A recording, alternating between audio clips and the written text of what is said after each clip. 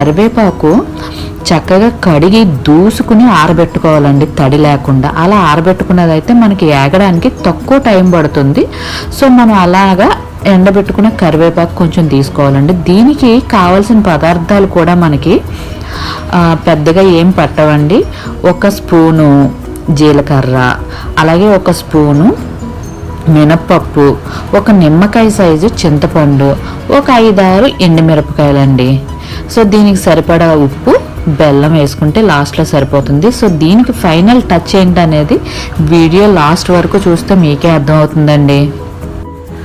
So ముందుగా అయితే బాండీలోకి కొంచెం వేరుశనగ నూనె తీసుకుంటున్నానండి. ఎక్కువ క్వాంటిటీ ఏమీ అవసరం లేదు, కొద్దిగా 1 స్పూన్ తీసుకుంటే సరిపోతుంది.